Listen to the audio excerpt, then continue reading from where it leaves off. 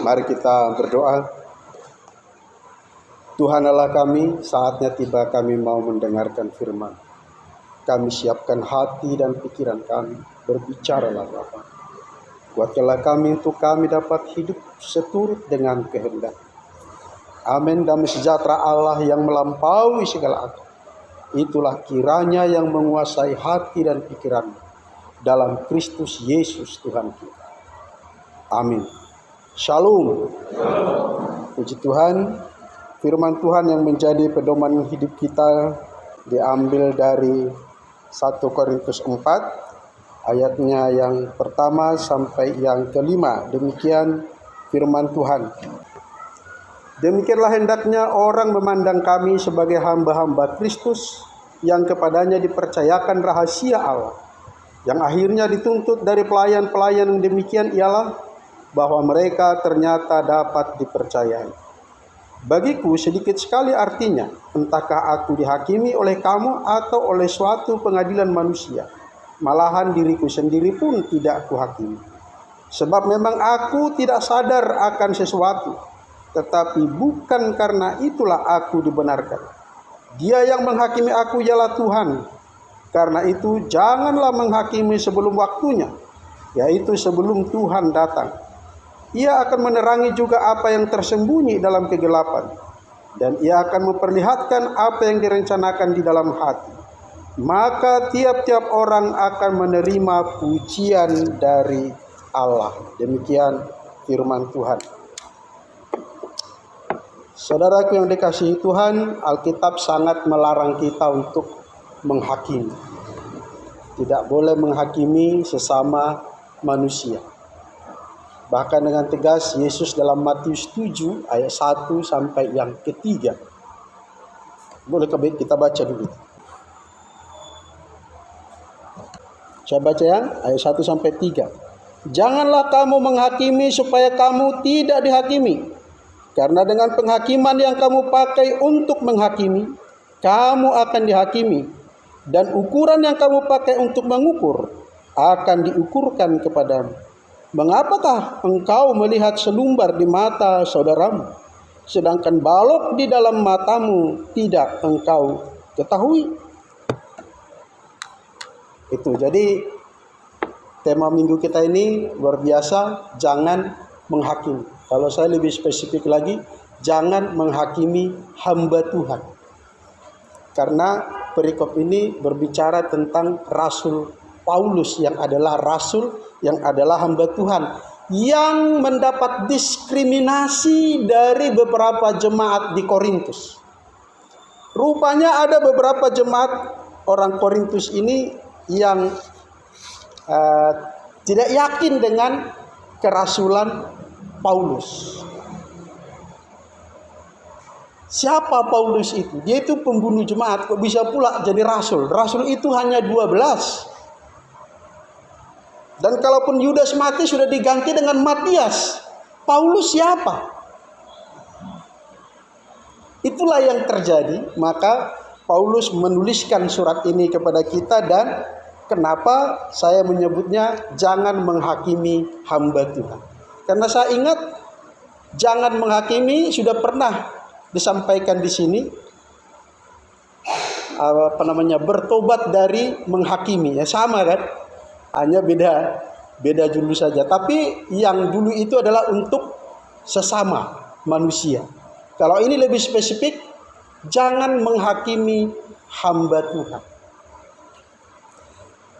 Perikop ini mengajarkan kita bagaimana kita menyikapi sikap nyinyir orang, diskriminasi orang terhadap kita. Baik sebagai rohaniawan hamba Tuhan atau sebagai anak-anak Tuhan, jemaat yang adalah juga hamba Tuhan. Sikap Paulus ini bisa kita ambil sebagai rujukan, sebagai pedoman untuk kita menyikapi orang-orang yang nyinyir, yang suka kritik, yang apapun kita buat salah. Bagaimana pandangan Paulus terhadap kritikan atau diskriminasi orang terhadapnya, yang sudah berjuang sedemikian rupa, bahkan bertaruh nyawa untuk merintis jemaat di Korintus? Tetapi jemaat yang dia rintis itu pun banyak yang meragukan kerasulannya. Bahkan lebih kagum kepada anak didiknya, Apolos, ya kan? Bagi Paulus, penilaian manusia itu bukanlah final. Penilaian manusia itu hanya sebatas kebebasan berpendapat. Penilaian manusia hanya sebatas keyakinan hati nuraninya, termasuk hakim sekalipun. Hakim memutuskan satu keputusan berdasarkan keyakinan hatinya pada perkara itu. Lalu ditulis katanya berdasarkan ketuhanan yang Maha Esa. Lalu keputusan diambil. Dan ternyata banyak kita lihat yang terjadi. Yang hakim yang sudah dilantik, yang sudah disumpah dengan perkataan berdasarkan ketuhanan yang Maha Esa, tidak semua keputusan hakim ternyata benar. Banyak juga yang salah, banyak juga yang menimbulkan pro kontra, bahkan ya amarah daripada masyarakat. Nah, itu sebabnya Paulus tidak mengambil pusing dengan penilaian orang kepada dia. Penilaian manusia itu hanya sebatas kebebasan berpendapat. Kata menghakimi di sini dipakai dikastis. Dikastis itu mengadili. Tetapi kalau dalam perikop ini seolah Paulus mengatakan bukan hakmu menghakimi, tapi kamu menghakimi seolah kamu paling benar. Seolah kamu lebih benar daripada saya. Padahal yang mengkhususkan diri menjadi hamba Tuhan itu saya, bukan kamu. Yang sejak muda belajar hukum Taurat sampai bertemu dengan Tuhan Yesus sudah menyampaikan isi hati Allah itu saya, bukan kamu. Harusnya kan begitu bahasa kalau manusia kan. Tapi dia tidak demikian. Penilaian manusia itu tidaklah final, maka jangan ambil pusing dengan penilaian orang lain. Karena setiap orang punya penilaiannya sendiri. Bayangkanlah pengacara Indonesia, 3 pengacara pendapatnya 10. 2 profesor hukum, sama-sama profesor bagian hukum Indonesia, sering berdebat dan satu saling bertolak belakang. Kalau kita dulu ada TV One ya, Indonesia Lawyer Club. Di sini profesor, ini profesor. Dokternya dokter hukum dua-dua. Yang ini bilang A, yang ini bilang B. Itulah manusia. Hamba di sini berbeda dengan hamba dalam Roma 1 ayat 1. Itu perlu kita catat ini. Dalam Roma 1 ayat 1, hamba, aku adalah hamba Kristus. Itu kata yang dipakai doulos, budak, hatoban. Tapi 1 Korintus 1 ayat 1, 2 Korintus 1 ayat 1 itu yang dipakai kata hiperetes, pelayan terpercaya. Dia mengatakan kepada jemaat di Roma, dia adalah budaknya Kristus untuk menyatakan kerendahan dirinya dibanding dengan Kristus Sang Tuhan yang Maha Kuasa. Kita adalah budak yang sudah dibeli dengan lunas, dengan harga yang mahal, dengan darahnya sendiri. Tetapi dalam hubungannya dengan jemaat, dia tidak pakai kata doulos. Awas. Hamba Tuhan itu bukan budaknya jemaat. Hiperetis itulah pelayan terpercaya. Kalau contohnya seperti Yusuf dipercayai oleh Raja Firaun di Mesir, sampai mengangkat Yusuf menjadi perdana menterinya. Sebelumnya dia sudah dipercaya oleh Potifar kan? Seluruh harta kekayaan Potifar dipercayakan kepada Yusuf. Itulah pelayan terpercaya. Paulus menyampaikan kepada Korintus, saya ini pelayan Kristus, hamba Kristus yang dipercayai oleh dia. Itu sebabnya kepada kami disingkapkan rahasia-rahasia ilahi yang kepada orang lain tidak disingkapkan. Jadi bagi Paulus, selain penilaian manusia itu bukanlah final, maka dia tidak perlu sampai stres, sampai stroke gara-gara itu. Banyak orang pendeta stres stroke sampai gara-gara merasa tidak disenangi orang lagi. Merasa popularitasnya hilang. Kenapa sampai seperti itu? Karena dia berpikir dia berusaha menyenangkan hati manusia. Berusaha diterima oleh semua orang. Sehingga lupa tugas utamanya menjaga kepercayaan Allah kepadanya. Tugas hamba Tuhan, tugas pelayan yang setia itu menjaga kepercayaan Tuhannya kepadanya. Mau orang bilang apa, yang penting percaya Tuhannya kepadanya, selesai. Orang mau percaya silakan, nggak percaya silakan, bukan urusanku. Yang kuurusi adalah Tuanku. Bagaimana Tuanku tetap percaya, bagaimana aku tetap diposisikan sebagai hambanya yang terpercaya. Itu yang utama. Maka oleh sebab itu, kritik dan saran itu penting. Paulus tidak anti kritik. Motivasi orang mengkritik Paulus dengan baik, dengan busuk, dengan diskriminasi, dengan apa lagi, dengan nyinyir, terserah. Tapi dia menyikapnya sebagai kesempatan koreksi diri. Bukan kesempatan untuk marah-marah.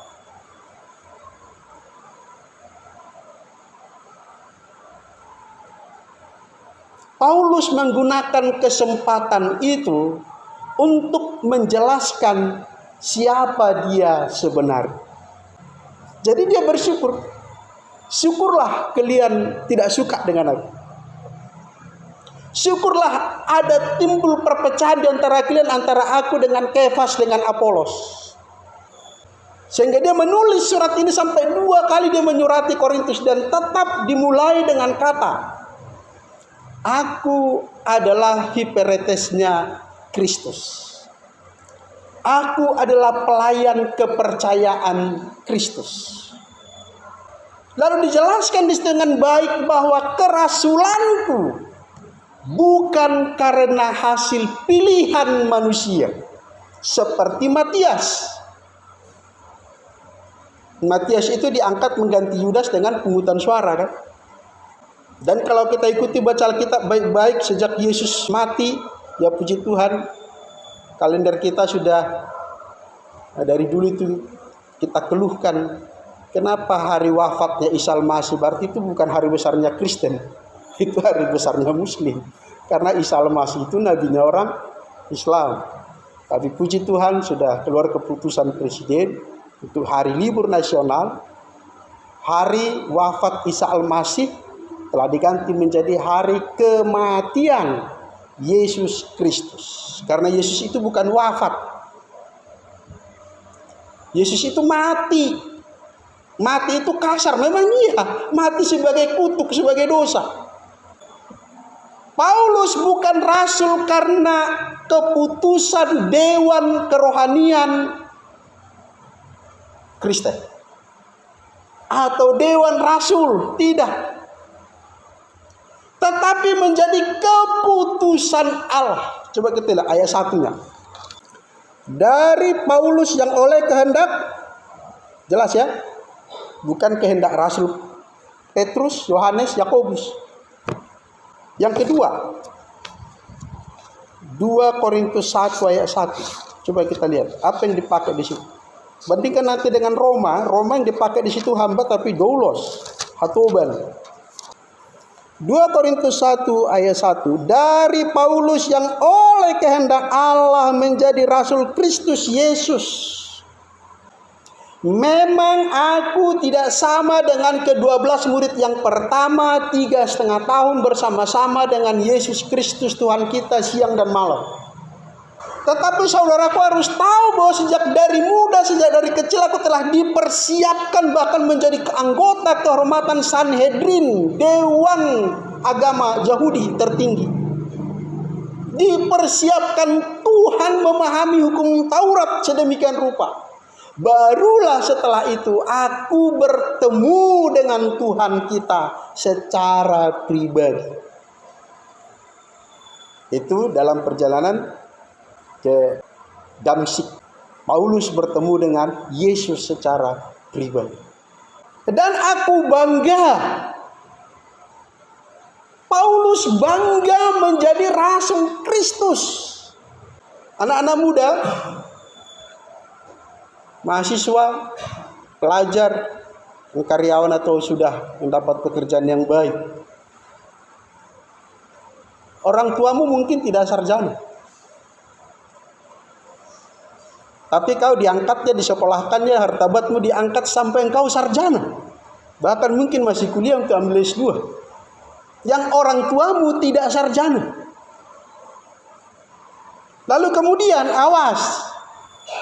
Jangan sampai kau merasa lebih pintar dari orang tuamu, lebih hebat, lebih berwibawa, lebih pantas, lebih layak menasihati. Mama kan cuma tamat SMA. Aku udah mahasiswa, Pak.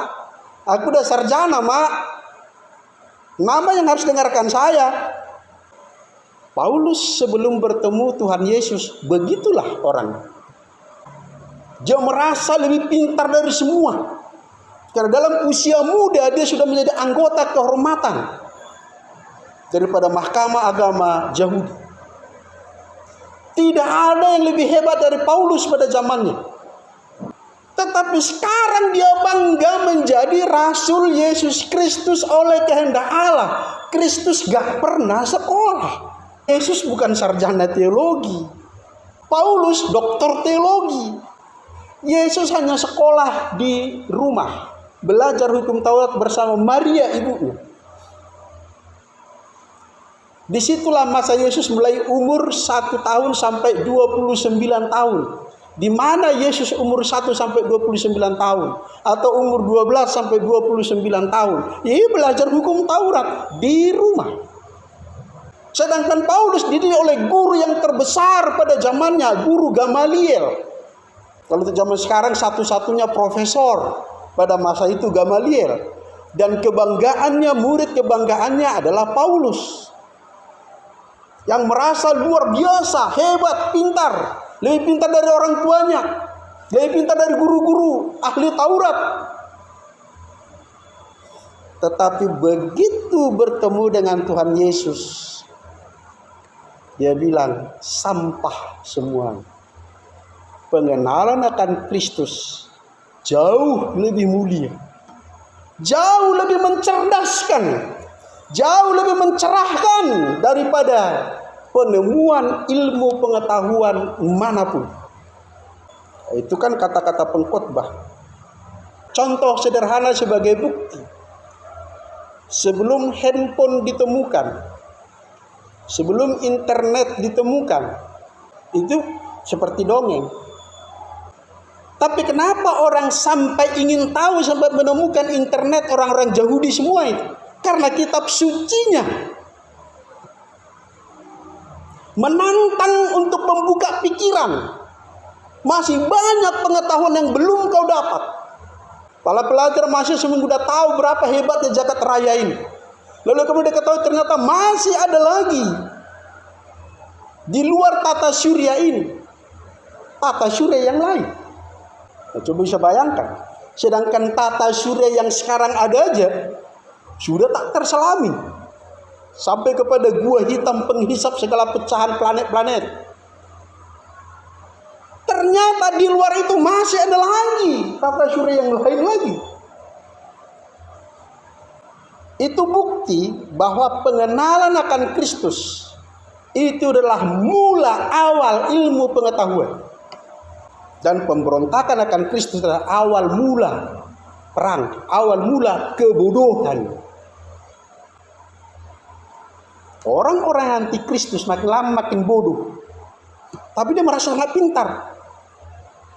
Ayat-ayat dia tahu. Merasa lebih pintar dari pendeta. Dan orang-orang pintar inilah yang menemukan teologi oneness. Teologi oneness itu Bapa, Anak, Roh Kudus itu ya satu, ya Yesus Kristus. Jadi yang disalib itu Bapa, ya Bapa. Jadi Yesus Allah itu mati, ya mati, bangkit lagi. Saking pintarnya. Dan Unitarian juga. Allah mayor itulah Bapa, Allah minor itulah Yesus. Dan menjadi pendeta hebat di Indonesia ini Erasto Sabdono itu Unitarian itu. Orang-orang pintar menurut logika ukuran manusia. Tetapi Paulus yang ini menyadari kepintarannya sebagai manusia sampah. Ternyata jauh daripada yang ku ketahui ini masih banyak lagi pengetahuan yang lain yang belum kutemukan. Itu juga yang seharusnya ada dalam benak pikiran. Kritik, nyinyir orang, diskriminasi orang tetap harus diterima dengan positif. Itu adalah kesempatan untuk mengembangkan diri, menaikkan kapasitasmu, menaikkan levelmu. Jadi jangan takut kehilangan popularitas dari antara manusia. Paulus meninggalkan itu popularitasnya. Bayangkan dia sudah dapat surat mandat loh. Siapapun orang Kristen yang didapati dimanapun boleh dia sembelih.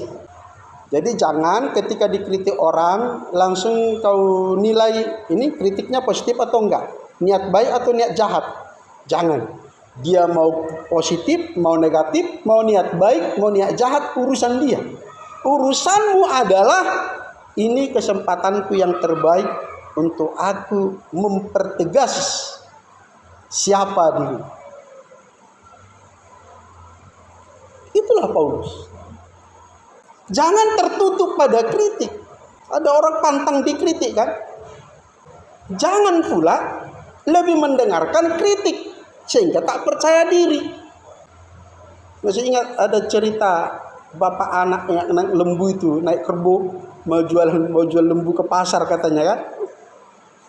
Pertama-tama naik orang itu dua di atas kerbau ini. Datang orang nyinyir, oh gak punya perasaan. Masa dua-dua naik? Didengarnya kritikan itu, oh iya ya. Turun bapaknya. Tinggal anaknya satu di atas kerbaunya ini. Datang lagi orang nyinyir ini. Betul-betul lah orangnya anak enggak tahu sopan santun, enggak tahu menghormati orang tua ya. Oh iya ya, turun lagi anaknya, naik bapaknya. Datang lagi nyinyir, betul-betul lah ini orang tua egois ini, pantas dibilang orang Parejalak Batak yang hebat itu. Hauna bolo doa winan, ada itu ya. Kenapa? Pencariannya 100.000 satu hari. 50.000 dikasih ke istri. 50.000 untuk rokok dan minum tua mencatur. Sampai di rumah makanan harus enak. Datang mamanya nggak bisa dibuat dan udah ayo nomor tiket do paru mami mama. Boleh dona husari itu mana? Allah ibu habis tuh sudah. Apa yang habis yang dikasih pun kurang untuk belanja. Ya begitulah ini katanya. Akhirnya bingung sendiri kan. Jangan fokus pada penilaian manusia. Fokuslah kepada Kristus Tuhan, Raja segala raja. Yang telah mempercayakan rahasia-rahasianya kepadamu. Inilah tugas. Inilah yang harus kita jaga. Yang berikutnya, yang ketiga, bagaimana Paulus menyikapi kritikan orang sehingga dia tidak jatuh dalam dosa. Hamba Kristus, pelayan Kristus itu dihakimi oleh Kristus. Saya pernah melihat SK pendeta begini isinya. Judulnya surat keputusan hal pengangkatan hamba Tuhan. Sopan ya kalimatnya. Atau penabalan hamba Tuhan. Tapi kalau disimak, bungal jago mana sadebata. Jadi dia yang menetapkan siapa menjadi hamba Tuhan. Siapa yang mengangkat asisten rumah tangga di rumah? Yang punya rumah kan? Masa orang menempatkan asisten rumah tangga di rumahmu? Yang berhak mengangkat hamba Tuhan itu ya Tuhan, titik. Jadi penabalan hamba Tuhan bagaimana? Bukan penabalan hamba Tuhan. Penabalan pendeta kalau pendeta. Sebutkan pendeta. Penabalan sintua kalau sintua. Soal dia hamba Tuhan atau hamba setan itu urusan dia pribadi dengan Tuhannya. SK itu surat keputusan. Ya, yang memutuskan kita ini hamba Tuhan atau tidak bukan surat keputusan manusia. Itu yang Paulus sampaikan kepada jemaat di Korintus. Saya ini menjadi rasul bukan karena keputusan kesepakatan para rasul, bukan. Saya ini diangkat oleh Yesus Kristus sendiri.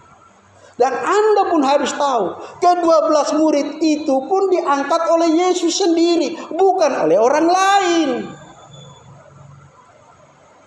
Tidak ada satu anak di antara 12 itu yang disodorkan orang tuanya kepada Yesus. Nggak ada.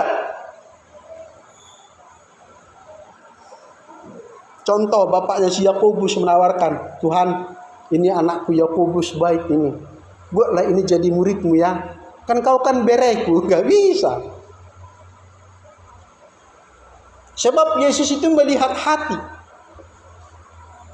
Lalu kenapa Yudas diangkat jadi rasul? Apakah Yesus salah? Tidak. Yesus tidak salah pilih, enggak salah pilih.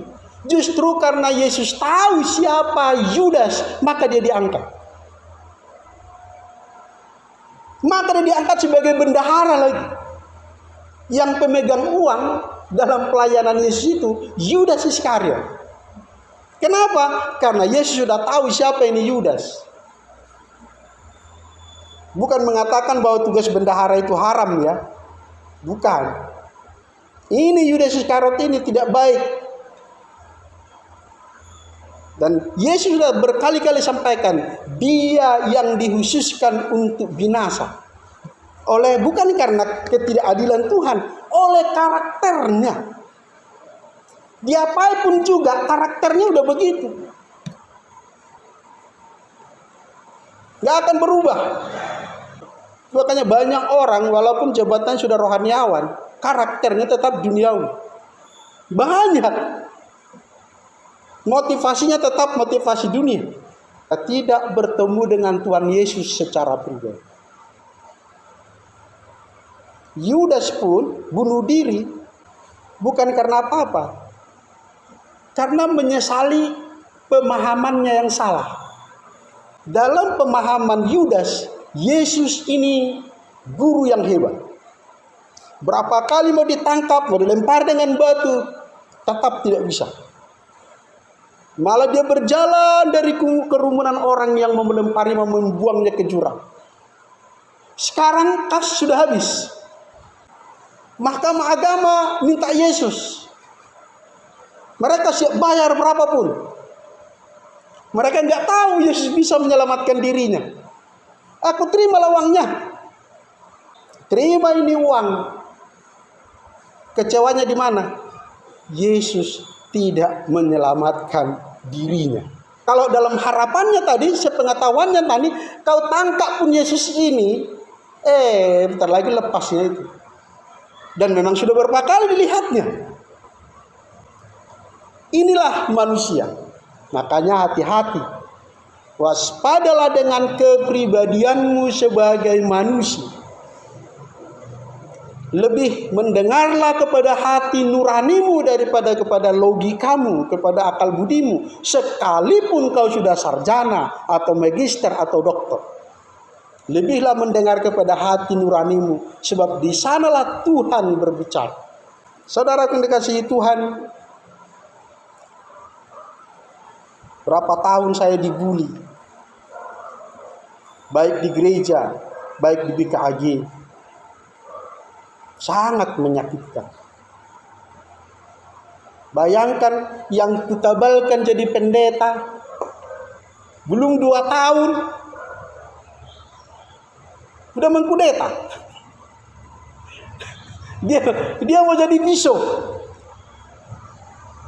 Padahal aturan harus 10 tahun dari jadi pendeta di gereja kita baru bisa menjadi bishop. Harus 10 tahun dulu jadi pendeta di gereja kita baru bisa menjadi bishop. Baru ditebalkan, belum 2 tahun. Segala cara ditempuh. Apakah saya jadi jatuh? Tidak. Karena saya bukan menyenangkan hati manusia. Tugas saya menjaga mandat yang Tuhan percayakan kepada saya. Titik. Saya tidak akan menjual integritas saya hanya untuk uang. Orang berpikir, nggak legowo Pak Pendeta ini untuk melepaskan jabatannya. Oh, bukan masalah legowo. Hari ini pun siap kulepaskan. Emangnya dapat apa? Rupanya nggak dapat gaji kok dari situ. Berkali-kali sampaikan sejak 97 saya pendeta. Tidak pernah menerima gaji. Saya memang sudah niatkan itu di hati saya. Hidup bukan dari gereja. Gereja adalah tempat pelayanan. Cari makan ya bekerja. Di BKG juga begitu. Gak sabar menunggu nanti kalau disungguh periode nanti Pak Tulus lagi terpilih. Udah kita buat aja sidang kita sendiri. Mereka buat sendiri. Apa saya jadi stres? Enggak, biar aja. Enak kali dia udah sampai ke Yerusalem. Nah ternyata setelah diambil dari aku, kemana mereka pergi? Padahal kita sudah berjuang mengangkat harkat martabat gereja, kekristenan di kota ini. Malah orang-orang kita yang meludah. Nah, lalu apakah saya marah-marah? Enggak, biar aja. Pekerjaan mereka akan diuji. Nah, setelah sekian tahun mereka ambil, sudah mau 5 tahun ini. Apa hasilnya? 0, gak ada apa-apa kan? Ternyata jangankan sama level kualitas kinerja kita dengan mereka, setengah dari kinerja kita pun tak ada. Malah malu-maluin. Inilah sikap Paulus itu. Dia tidak menjadi jatuh imannya, hancur jiwanya karena kritikan orang, karena sabotase orang, karena diskriminasi orang. Tidak. Tugasmu bukan menyenangkan manusia, saudara. Tugasmu menjaga kepercayaan Tuhan kepadamu. Kau masih dipercaya atau tidak? Kau memang percaya Tuhan. Semua percaya Tuhan. Pertanyaannya, apakah Tuhan percaya kepadamu? Inilah yang dipertahankan oleh Paulus.